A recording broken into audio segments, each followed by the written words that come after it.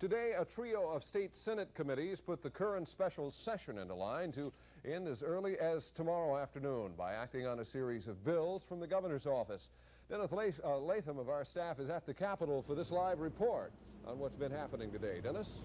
Bob, when Governor Wallace called lawmakers back to Montgomery last week, he asked them to provide more money for prisons and to establish an early convict release program called SIR, and to put a referendum to a vote of the people to find out if they'd be willing to pay more taxes to support prison operations. Well, this advisory referendum sailed out of the Senate Governmental Affairs Committee this afternoon with virtually no debate. A similar bill assigned to the Finance and Taxation Committee of the Senate stalled out last week. But the Finance and Taxation Committee wasted no time in giving approval to a House-passed bill that appropriates $9 million for prisons, $3.3 million for capital restoration, $1 million for the operation of a facility for the criminally insane, and a $1 million conditional appropriation for prison capital outlay projects. One of the Senate's newest members received a quick lesson on absolute and conditional appropriations when a short discussion on that subject broke out. He learned that the legislature can allocate money conditionally, but it can only be given out if the dollars are actually in the state treasury to be allocated. The governor's supervised intensive restitution program didn't have the easy time that the other two bills did. The full Senate balked on a similar measure last week, and two members of the Senate Judiciary Committee acted like they'd try to keep the House version from ever reaching the Senate floor. One senator called the plan to allow the Department of Corrections to let convicts out of work and pay restitution, out to work rather, and pay restitution for their crimes, a Frankenstein. Another called it son of good time in reference to a program that gives inmates time off for their sentence for good behavior. When it looked like the debate would drag on past the time the Senate was to come in session, Senate Pro Tem John Teague, who was presiding for the day, informed the committee that his watch had stopped and the committee could go ahead with the debate. This delayed the Senate startup time by more than an hour. The bill was changed to correct some legal definitions and add a victim's notification clause. It passed out of that committee by a vote of 9-2. The Senate finally went in session, took care of a few housekeeping measures, read the committee reports on these three bills so that they'll be in line tomorrow for final action by the Senate and perhaps an end to this current special session. Dennis, we'll forego a check on the House, but we'll go right to a question about pay raises. What about the legislative pay raise in the governor's office? Well, there was a few little mention of it upstairs today, but the word we got this afternoon from the governor's office is that they've had about 2,000 phone calls from people around the state objecting to the legislature giving itself a pay raise, and they said that they've had so few calls in favor of the pay raise that they haven't even bothered to keep track of them. Thanks a lot. Dennis Latham live at the state capitol. An update on both the House and the Senate tonight at 10 o'clock. The bulk of the governor's package is on the Senate side, and all of the governor's package moved out of committee. The major spending bill, which puts $4 million towards staffing one prison and another $5 million toward building another prison, came out of the Senate Finance and Taxation Committee. The only changes to the bill followed up on last week's House and Senate decisions not to set aside $1 million to cover the expected cost of a federal court fine against Attorney General Charles Graddick. Mr. Graddick is being fined for stopping a prisoner restitution program. Meanwhile, another bill that would put that restitution program into law ran into an obstacle in the Senate Governmental Affairs Committee. Senators Gary Aldridge and Steve Cooley unsuccessfully fought the bill, saying it would create a Frankenstein in that Prison Commissioner Fred Smith would have sole discretion over which inmates get on the program. A third bill, which would ask you next spring if you'll support more taxes for more prisons, also came out of committee without any debate. The only bill in the governor's package on the House side is an identical spending measure for prison construction and staffing. It was also passed and put in line for possible final passage tomorrow. If that happens, the legislature will have met the governor's request to get the work done in 5 legislative days, the minimum. Chris Grimshaw, WSFA TV News at the Capitol. Later on, but I think that the voting...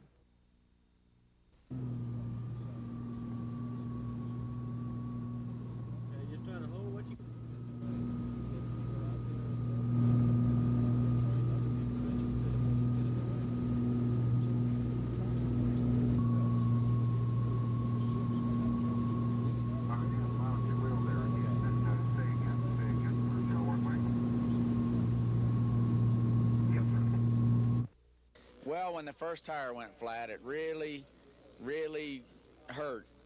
You know, I just had a low feeling. And then when the second one went flat right behind it, I was really scared. But then we made that up, and then we had 2 more tire problems in a row and lost a lap. And then it was time we just had to go and make our lap back up. And At that particular part of the race, we had to run as hard as we could run. When we made the lap back up, we dropped back into our game plan and protected what we had, and I just feel tremendous about it. Before this trial started, defense attorneys told the court that Betty Taylor's testimony, if believed by a jury, should vindicate Worry Taylor. Today, the young woman said she was with her family in the Taylor house February 27th when she heard a gunshot outside. She says her cousin, Christopher Taylor, ran in yelling, "Someone's shooting at me." Then she says 2 white men with guns drawn kicked in the door. She described how her uncle, Worry, and 2 other male relatives wrestled with the 2 men and took their guns. Ms. Taylor said she called police for help, saying 2 white men are busting up the house, they have guns, come before somebody gets killed. Ms. Taylor said she didn't hear either of the men say they were police officers until later when she overheard Les Brown trying to talk someone into letting him out of the house. Ms. Taylor testified shortly after that she saw a uniformed policeman on the porch kick open the door and Officer Brown run out, followed by Officer Spivey. Both officers have testified Spivey ran out of the house first. Ms. Taylor says Brown was on the porch by the time she heard a gunshot. Ms. Taylor said she did not see who fired the shot, but it sounded like it came from outside. The prosecution questioned Ms. Taylor closely about who had guns at this point and zeroed in on her testimony that she had reason to believe Brown was a policeman before he was shot. Susan Silvernail, WSFA TV News. Last week, lawmakers hollered through a pay raise, bumping their total daily compensation from $65 a day to $95 a day, and bumping their monthly allowance from $400 to $700. And this morning, as promised, Governor Wallace announced his decision about that pay raise, cut the monthly pay from $700 to $600, and leave the rest alone. I think the governor has to consider the fact that many of the legislators do come for great distances, and some expenses are real. Cost of living has gone up. At the same time, he's got to consider the impact on the state treasurer. In his message to the members, the governor said he felt a veto would be popular but overridden, so that's why he opted for the reduced amount. The House only debated the change briefly before House Speaker Tom Drake conducted this vote. The House is recorded as having accepted the vote, but there is no record of how each individual member voted. The Senate acted slower and on the record. Pay raise is one issue, but I think one of the other underlying issues is how the pay raise was passed on a voice vote. And I'm not ashamed to stand up here now and to ask my colleagues to grab their guts and let's pay for what it costs. The state of Georgia gets their total compensation package is valued at $48,000. For nearly 2 hours, members took turns listing the shortfalls of Alabama's legislative pay as compared to other states versus the shortfalls of giving themselves a pay raise. The Senate then voted 17 to 13 in favor of accepting the governor's reduced amount. The pay raise goes into effect. Chris Grimshaw, WSFA TV News. After today's meeting, staff members who otherwise would have participated in the telephone...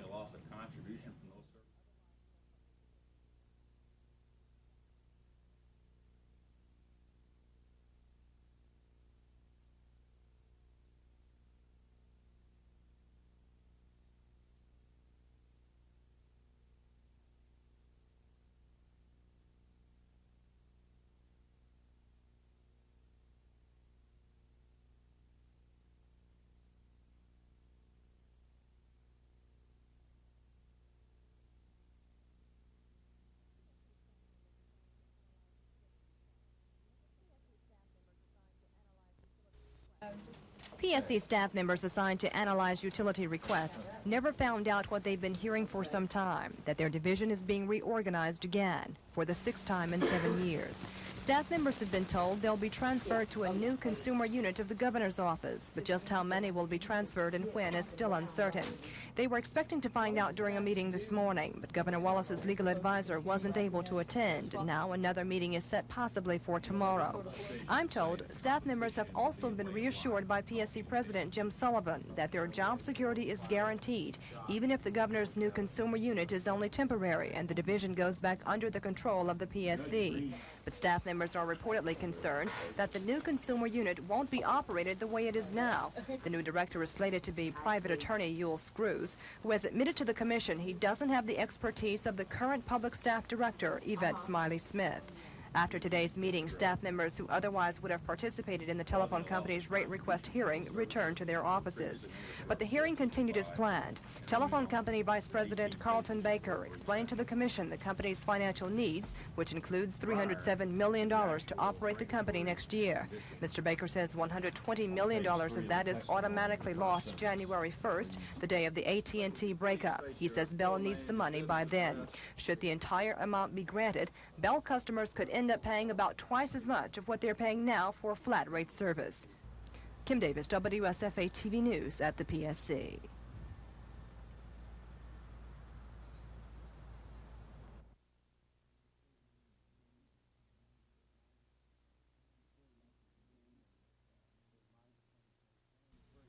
Seen and that very likely they will need a hepatic transplant in the near future, but they're not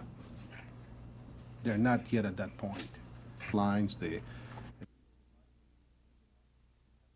Well, obviously we would like to have start with a success, but from the very first day that we thought about initiating the program, we realized that this was a distinct possibility, since the intraoperative mortality runs anywhere from 15 to 18% under any circumstances. Dr. Already is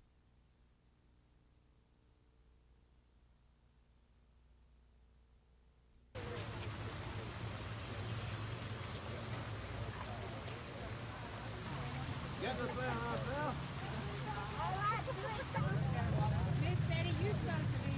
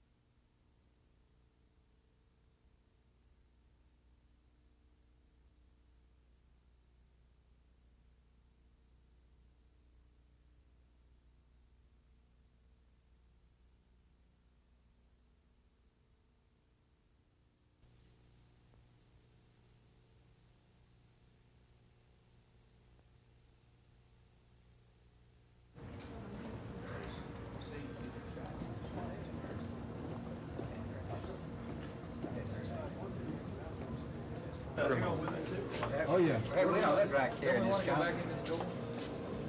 Yeah, let's go back in the door. Where's the bathroom? Yeah.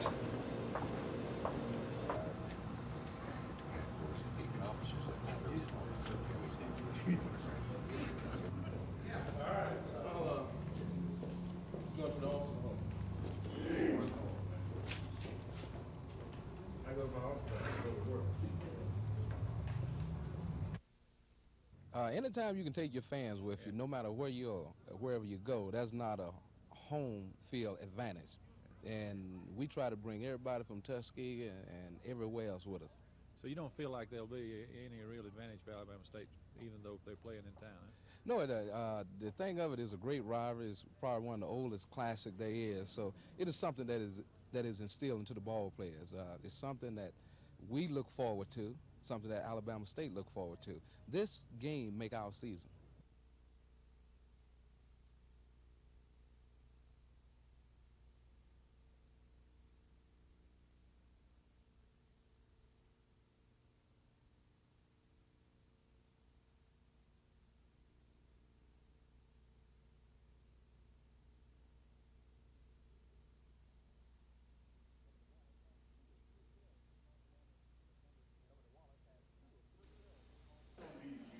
Governor Wallace has 2 of 3 bills he called the lawmakers to Montgomery for. The lone casualty is the proposed advisory tax referendum. Governor Wallace wanted to ask the voters this March if they'd be willing to pay more taxes to build and operate more prisons. That bill, which was passed earlier by the House, died in the Senate late this afternoon when the House decided to adjourn while the upper chamber was still debating the measure. Several senators criticized the bill, saying the members of the legislature were elected by the people to make decisions like new taxes. Earlier in the day, the supplemental appropriation bill for prisons made it out of the Senate with a few changes the House agreed with, and sent the bill to the governor. The governor's early convict release program, called Supervised Intensive Restitution, wasn't so easy to pass. Many senators had problems with the inmates being supervised under the control of the prison commissioner, who establishes the rules about the program. Still others, like Jim Smith of Huntsville, were concerned about just who would be allowed to participate in the program. Senator Smith attached an amendment to clear up which types of crimes would disqualify an inmate and require that a convict serve at least 90 days of the original sentence before being allowed out on the program. Another amendment was added to require notification of the prosecuting district attorney and the victim. House members concurred with the Senate's amendments on that bill. Dennis Latham, WSFA TV News at the Capitol. I can guarantee you the people, you didn't ask your people back.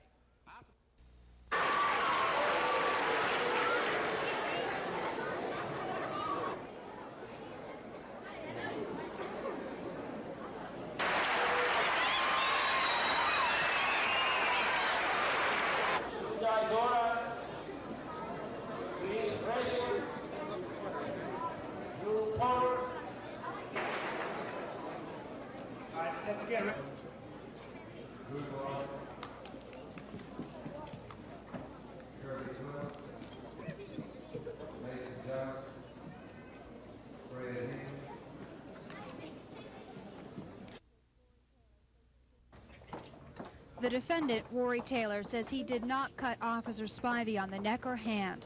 He says he did hold a fishing knife to Spivey's neck because he was trying to protect his family from an intruder.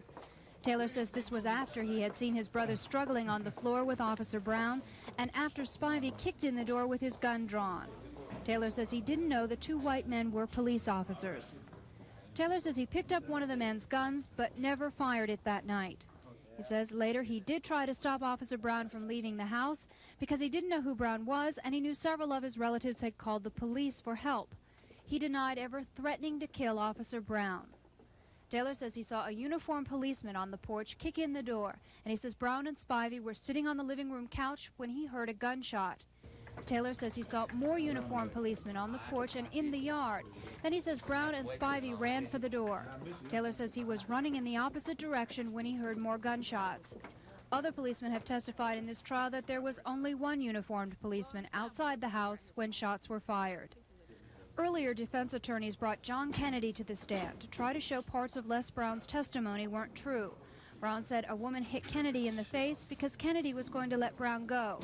But Kennedy testified he suffered a swollen eye and other injuries during police questioning. Kennedy says he was hit by 5 policemen. Susan Silvernail, WSFA TV News.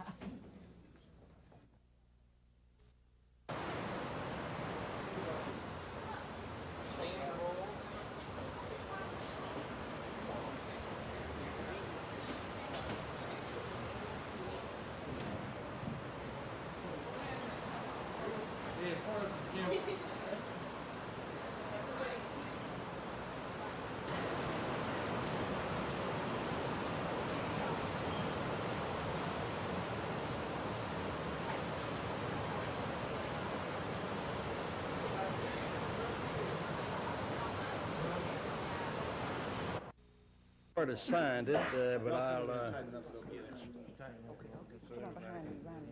we'll send CP idea forward. I would like.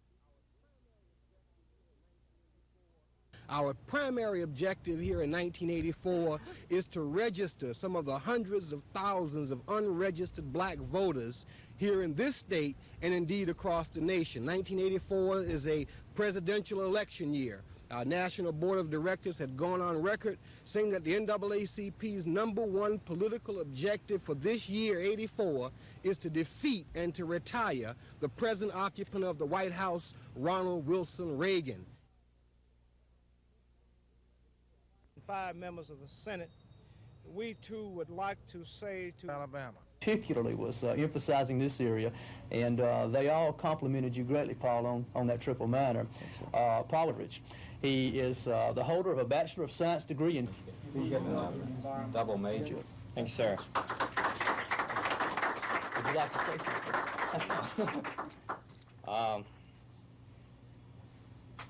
I just like to say that I'm real happy to get the scholarship. It's a very great honor, not only considering the goal was worked up by individual interviews with all of the 33 agencies. We determined what their needs were to operate as they want to operate next year, and we added them up, and that was the goal.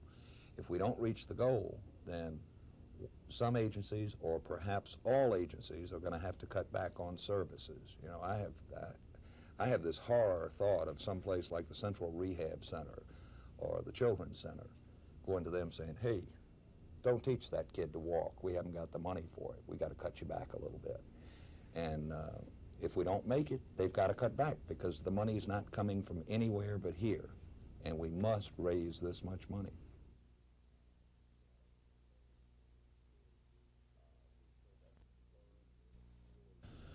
We've still got some firms and some employee groups that will come in, but what we really are going after is the individual giver who maybe never gave before or hasn't given this year, and we're hoping we'll get a small gift and they'll add up to be big enough.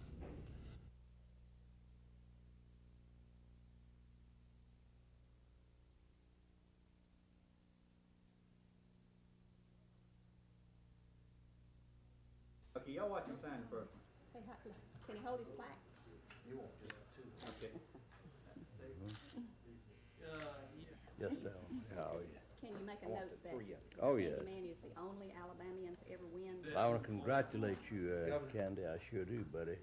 Thank you, Governor. And I'm mighty glad to be here with you today. I'm sorry I'm a little late, but I think that's a fine memorial to you, and you've done a great job. Thank you very much, Governor. God bless you. Thank you. Can I say, Governor, that the Alabama Association for Retarded Citizens is very, very proud of Ken Lamb. Well, And this is the I know, Bex. Produce can be credited with leading the way in low prices this month. It's down 5% from October, but beef prices are right behind, dropping 2.1%. The Farm Bureau survey shows dairy prices down 2%, poultry down nearly 1%, and pork down just slightly. Survey coordinator Dick Fifield says food prices traditionally drop during the holiday period because retailers increase their supplies of holiday food items. But he says we can expect a seasonal increase in January. This month's decline in prices marks the largest drop in food prices within the past 12 months. Gina Gregory, WSFA TV News.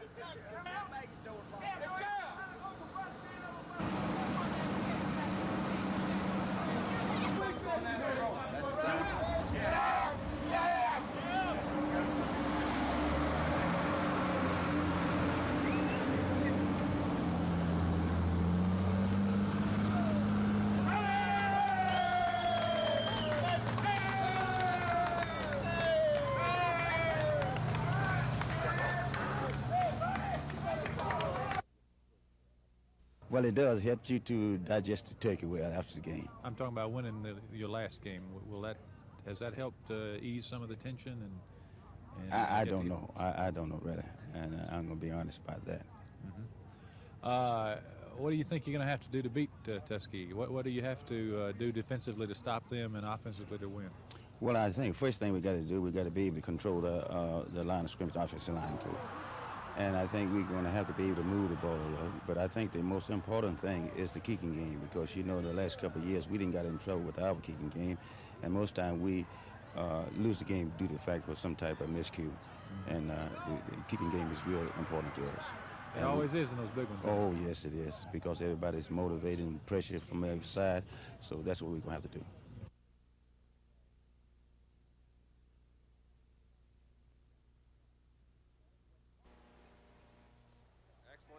When talking about having the right stuff, you can start with Cowboy coach Tom Landry.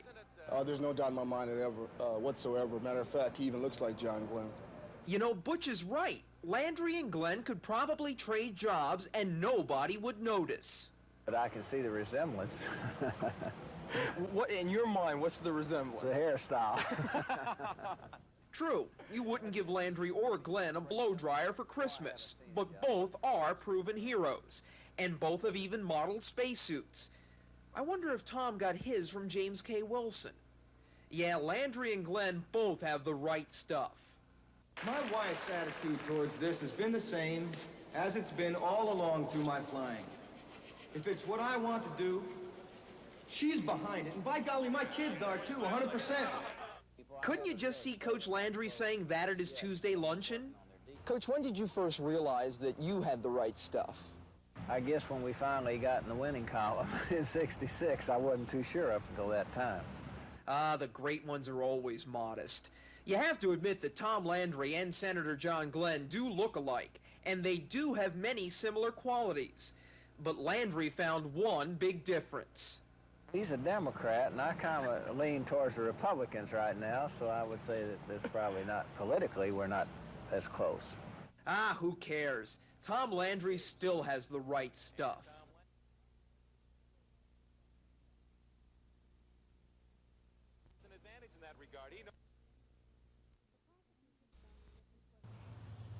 The prosecution's last witness was a forensic scientist who has examined the 2 bullets taken from Les Brown and the guns found in the Taylor house. Lonnie Hardin also checked guns belonging to officers Tommy Hall and Robert Cox. These 2 patrolmen have testified they were the 2nd police unit to get to the Taylor house. Hardin says the bullets were not fired from either Hall's or Cox's weapons. The defense has suggested Brown might have been shot by someone outside the house. Hardin did not test the 2 guns until about a month ago. Hardin could not testify the guns he tested were the same ones Cox and Hall carried February 27th. The prosecution also showed the jury a videotape of John Kennedy, a defense witness, coming into police headquarters after the shooting. They brought in an expert who looked at the tape and said Kennedy's left eye was swollen. Kennedy testified his eye was injured during police questioning. Les Brown testified Kennedy's eye was injured at the house before questioning. One of the last defense witnesses to take the stand testified about a test run on residue from the hands of Worry Taylor. Forensic scientist Craig Bailey says the test failed to show conclusively whether Taylor fired a weapon or was nearby when a weapon was fired. Susan Silvernail, WSFA TV News.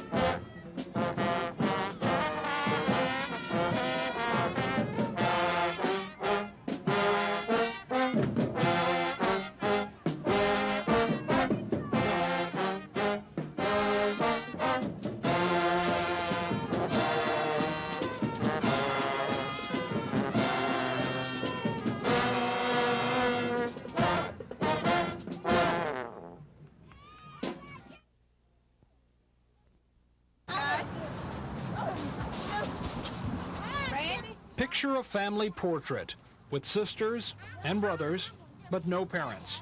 And you're looking at a problem facing dozens of children in Alabama waiting for adoption. This is a family of 5 such children. They're from 4 to 11 years old, and the Department of Pensions and Security, because it doesn't want to break up families, is trying to find one couple to adopt them all. But while there are obviously problems getting any 5 children adopted by one family, the problems are even worse for black children. Black families as a whole just have not been recruited for adoptions in the past. Pensions and Security Commissioner Leon Frazier says historically black couples are less likely to adopt than white couples. Blacks need to be more alerted to the fact that there are children out there who need homes, and there are blacks who are in a position to adopt who just have not been alerted to the fact that there's a need. What a difference you've made in my life.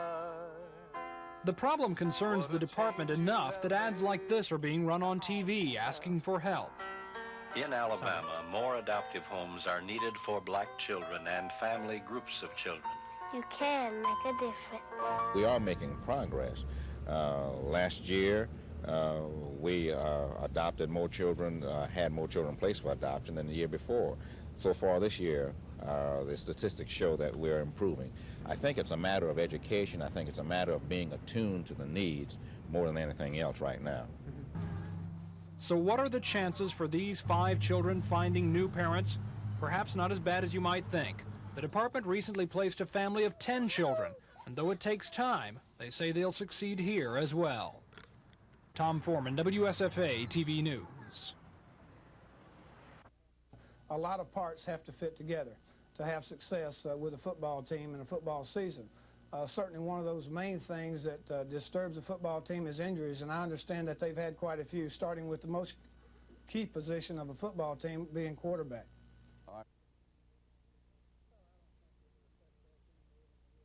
Well, I don't think it will affect us any more than it will Boston College, even though they're practicing there in the weather, bad weather, snow or rain or sleet or whatnot. It's a mental aspect of the game that we have to try to prepare ourselves for during the course of the week, mentioning it, talking about it, hoping for the bad weather, and if it's good weather, it's a plus, that type thing. But it's more of a mental thing than it is anything else.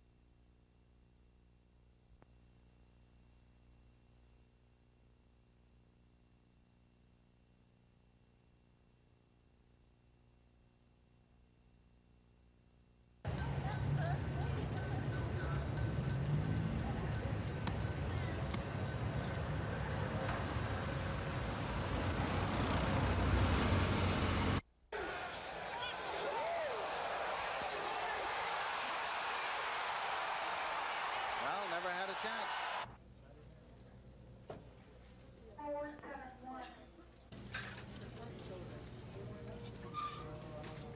The action on the gridiron in Foxborough, Massachusetts was much more competitive than the after-Thanksgiving shopping in Montgomery. While football fans were watching the battle of the quarterbacks, retailers were looking at the cash registers. And while rain was soaking the field, spoiling an otherwise enjoyable day of football, retailers couldn't have wished for a better forecast. This year, they're predicting stronger sales than last year.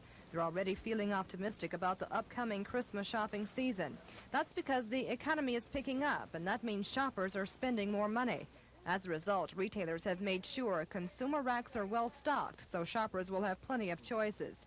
Even though it may have been more crowded at the Alabama-Boston College game, parking lots in Montgomery weren't hurting for cars. Maybe the only difference between football and shopping on the day after Thanksgiving is that while fans count the points on the scoreboard, retailers count dollars in the cash registers. Kim Davis, WSFA TV News.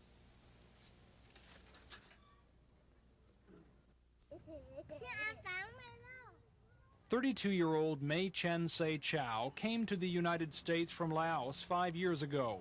She is one of about 350 members of the Yu-Mian tribe of Laotians now living in Montgomery. Like the others, Mei has picked up many American ways, but she says she still feels close to her community and is looking forward to the arrival of the new refugees. Everybody's happy for them to come because we have a very small group in here, Montgomery. And if they coming, and we know we have more people. There is a strong sense of community among these people, and helpers say it is a successful community. There is no welfare, almost no unemployment, and one of the first orders of business for the new refugees will be finding jobs. But first, there will be food donated by churches and others, and the job of setting up housekeeping. In that, the new arrivals won't be alone. All right, the first thing that we've done is try to find housing for each family that is coming. We have 34 Pat Hall works with the Montgomery Baptist Association's refugee program. Most Montgomeryans have really opened up their hearts and everything to the refugees here. They've really been very good to them, and I think that's the reason that the refugees from West Virginia are wanting to come here. The refugees who are expected to arrive here tomorrow once lived in California, but left there because they had trouble finding work. Now they're coming to Alabama, again looking for jobs, and someplace they can finally call home. Tom Foreman, WSFA TV News. Cary Drive is the center of the Laotian community in Montgomery. This is where many of the 350 Yu-Mian tribesmen who live in the city have settled. There is a strong sense of community among these people, and helpers say it is a successful community. There is no welfare, almost no unemployment, and one of the first orders of business for the new refugees will be finding jobs. Our job here is just to help them to adjust to the American culture. And we almost all the Laotians here know Pat Hall. She works with the Montgomery Baptist Association's refugee program. But as far as the culture is mixing, I think they are really doing very well. Our refugees here are, as I said, they are working. Their children are in school. They are buying cars. Some of them are buying homes. And they're buying furniture. They're doing all the things that Americans are doing every day. Today, Mrs. Hall and others were getting together food for the new arrivals to help them through their first few days in their new homes. But they will also get the moral support of the rest of the Laotian community, people who had to adjust themselves and are now looking forward to helping out their new friends. Tom Foreman, WSFA TV News. Veteran civil rights attorney Solomon C. took the jury back to the 1800s, to the time he says the Supreme Court told the nation a black man has no rights, a white man has to respect. Mr. C says the specter of the Dred Scott decision raised its ugly head in Montgomery the night of February 27th. To see when the two white police officers, Les Brown and Eddie Spivey, came into the Taylor house, it was as if the police department were saying a black man has no rights, the police have to respect.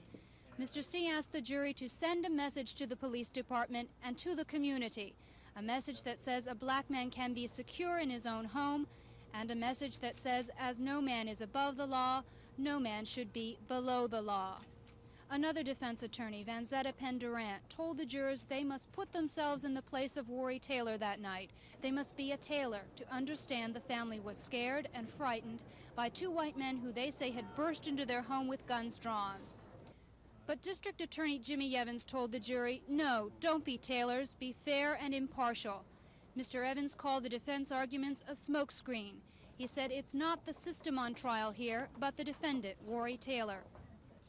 The prosecutor said the defense was trying to divide the jury along racial lines, when in his words, we're a community. He asked the jury to move beyond the how and why of the officer's entry into the Taylor house and focus on the fact that Brown was shot twice and Spivey beaten and cut. Mr. Evans asked the jury if they could pardon that. The message Mr. Evans asked the jury to send to the community was that police beaters will not be pardoned.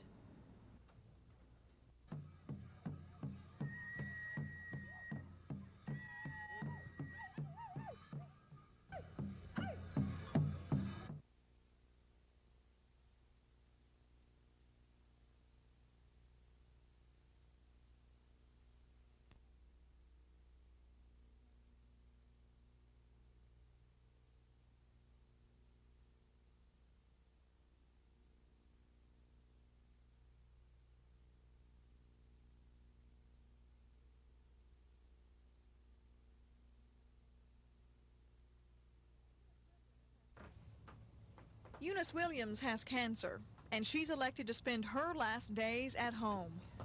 Getting up and around isn't easy these days, but she still enjoys watching her favorite soap opera. Hospice volunteer Rosemary Coronet spends time with Mrs. Williams, talking, helping her in and out of bed, and just being a friend. According to Hospice of Montgomery Executive Director Rita Six, that's what the program's all about. I like to think of it as filling in the gaps. It can be someone to come in once or twice a week just so that for the wife, for instance, if the man is terminally ill, can get out and run some errands or have her hair done or just get some fresh air, or the volunteer may run errands for them. Sometimes she comes so that the wife can go to a family thing or a funeral or something. She may just sit and listen to the person.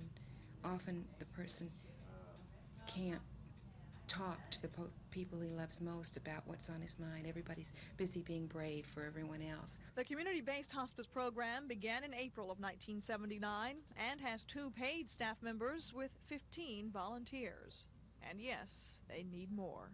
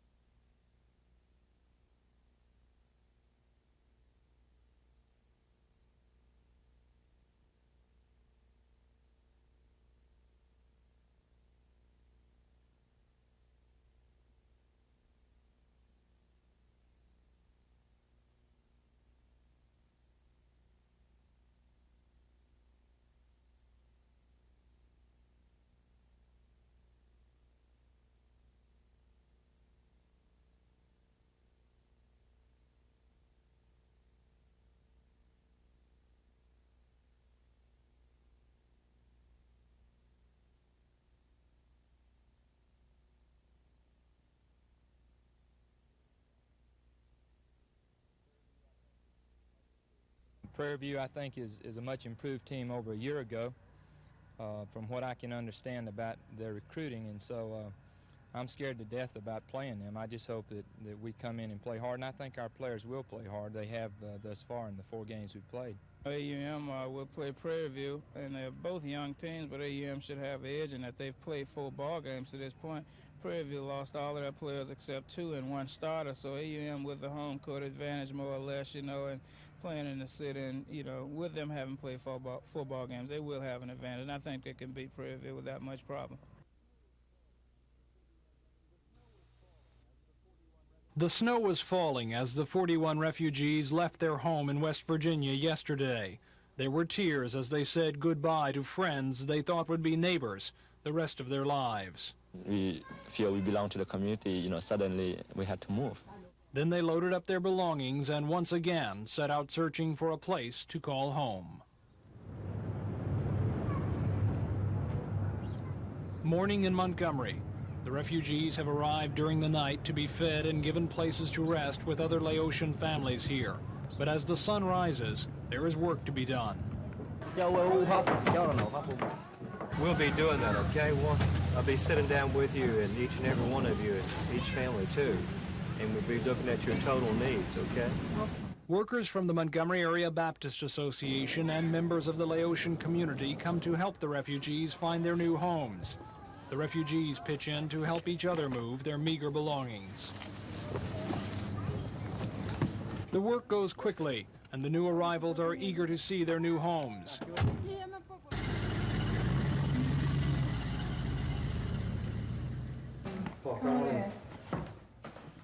When the first couple entered their new apartment, they were not disappointed.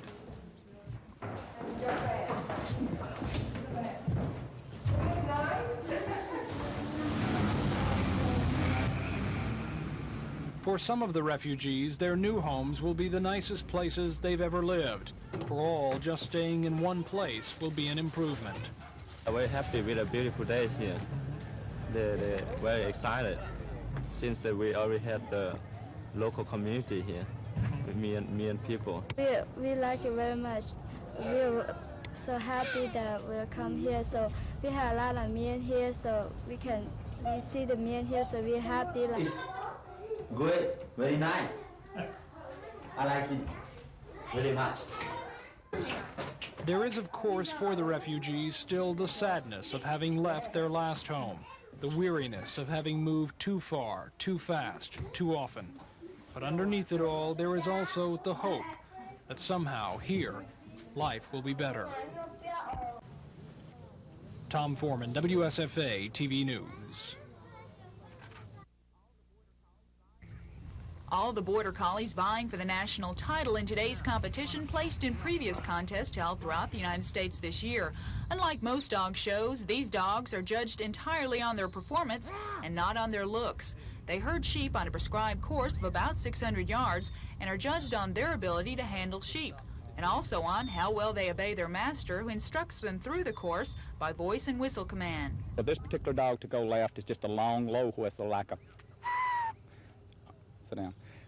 For the dog to go to the right would be a... That's his right whistle. To stop would be a hard, shrill whistle. Border Collies instinctively herd livestock and get their name from their homeland. Of course, as far as comparing with other breeds, the Border Collie is the only breed of dog that's been bred for 300 years for their thinking ability and their ability to work stock. They're the only breed of true herding dog. And, of course, they get their name from the border country between Scotland and England, and that's where they originally came from. The judge of this weekend's sporting event was flown in from Wales to determine the national winners. Although Judge Alan Jones won't announce the winners until the competition is finished tomorrow, he has been impressed with the dogs he's seen so far. Very good dog, just, well, much better than the dogs we got at home, I think. But Border Collies are used for more than show. They're becoming increasingly popular across the United States for use in herding sheep, cattle, and pigs. Well, because labor's so expensive, the dog has no holidays. He's ready to work anytime you ask him. Lisa Walsh, WSFA TV News. Susan Silvernail has been waiting at the courthouse for the verdict and is standing by live right now at the Montgomery County Courthouse. Susan, what's the story? Well, Mac, there's been an unexpected development here. About 15 minutes ago, deliberations broke off. apparently because a juror has become ill. Paramedics are on the scene right now, and there's no way of telling how this will affect deliberations or the trial. Before this happened, the jurors had been deliberating for about 14 hours, 5 hours last night and 9 hours today so far. About 3 this afternoon, the jury came out, and the foreman told Judge Randall Thomas the jury was not able to make a decision. Judge Thomas told the 8 whites and 4 blacks on the jury that he was not ready to release them and to go back into the jury room and try again. The judge said he didn't want to scold them, but he wanted the jurors to make all reasonable efforts to reach a verdict. About an hour later, the jury came out again, this time to ask the judge a question. The foreman asked for a definition of assault, a lesser offense, obviously, than attempted murder. It's been a tense day of full courtroom waits, including the wife of the defendant, Lily Bell Taylor, who has sat quietly, Bible in hand, through 2 weeks of this trial, and including the many friends of Officers Brown and Spivey from the police force. Lots of blue uniforms in the courtroom today, Mac. Susan, any indication at this time how long it's going to take now for the judge to decide what the next step will be due to this late development? No, when we came out here, paramedics were just going into the jury room and to determine the nature of the problem. And as I said before, there's no telling what could happen to the trial now. If the juror is not able to continue, then of course both sides would have to agree to accept a verdict from 11 jurors. Or the other alternative, of course, is a mistrial. But no one knows at this point. Susan, has either the defense attorney or District Attorney Jimmy Evans given any indication as to, since it's taking so long to come up with a verdict, whether this would mean possibly a hung jury or having trouble deciding, or what is his indication from this point? Well, the only comment from District Attorney Jimmy Evans or Defense Attorney Solomon C. is no comment. They're not saying whether this bodes well for them. They're not saying anything right now on the record. Thank you, Susan. We'll have a late report later on this evening and the 10 o'clock report on more developments in the so. The jury quit deliberating because a female juror became ill. Paramedics and the woman's private physician treated her at the courthouse for, sources say, a combination of asthma and nervous exhaustion. The doctor will examine her in the morning to decide if she's well enough to continue deliberations. So there's no word yet whether court will be in session tomorrow or how the juror's illness will affect the trial. When deliberations broke off, the jurors had been trying almost 14 hours to reach a decision. That's 5 hours last night, 9 hours today. About mid-afternoon, the jury came out and told the judge they could not reach a verdict. Judge Randall Thomas told the jury of 8 whites and 4 blacks he wasn't ready to release them, to try again. Later, the jury asked the judge to explain a lesser offense, assault. The jury has been sequestered for the night, as they have been for the past 2 weeks, but sources say security has been tightened. Susan Silvernail, WSFA TV News.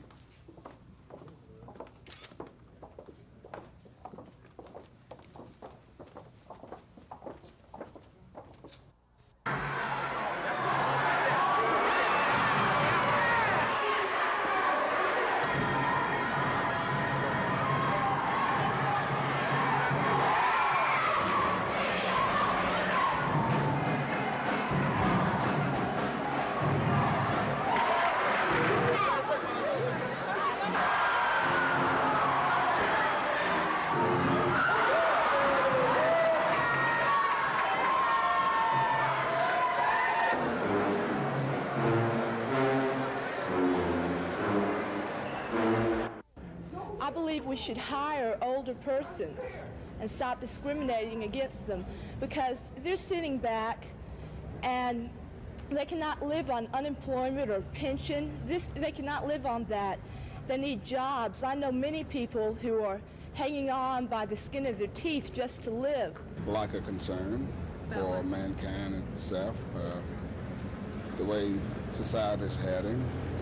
People don't seem to care about each other anymore.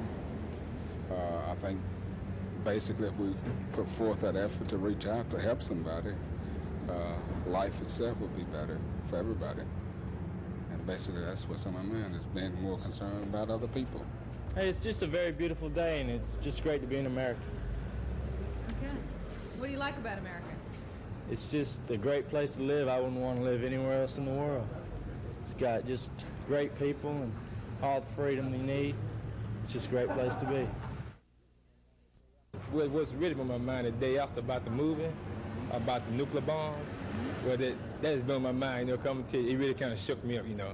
So we were watching, you know, and everything, my wife, we were watching it, and it really got to, I think that's real good. That's a good movie, you know, because it really, you know, because that's a Russian United States, you know, got those in a nuclear bomb. I'm telling you, you know, and either one of them can set them off any time, you know, and that's really something that they know they really ought to solve, you know. Nuclear arms? Well, I think it's a must. If we don't have them, and somebody does find out that we actually do not have them, then we will get bombed, most likely. You know, it's it's really something that I think that the people in the higher offices deal with themselves. We really have no control over it at all.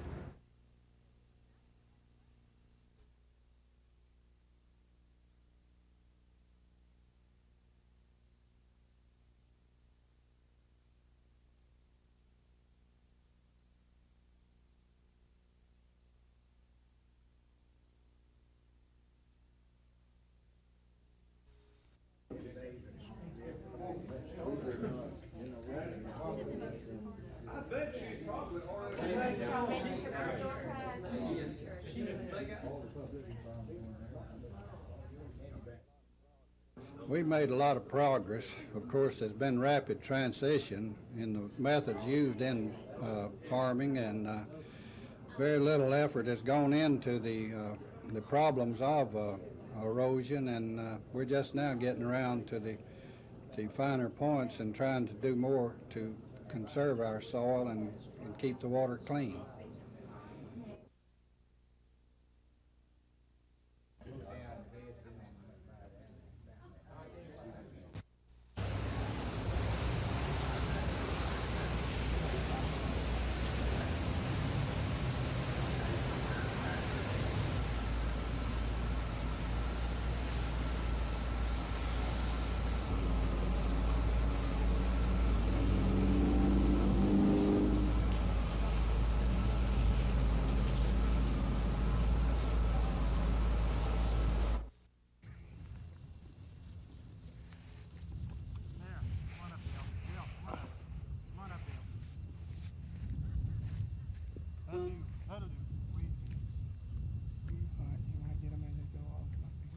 There do I get up there.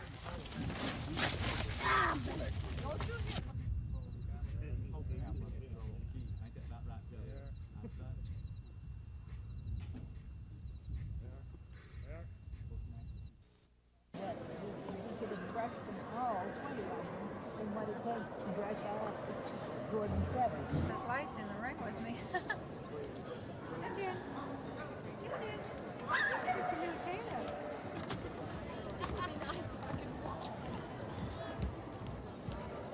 then they go back in. Each of these dogs belong in one of 8 groups. So after all the different breeds have been judged, group winners go back together for best in show.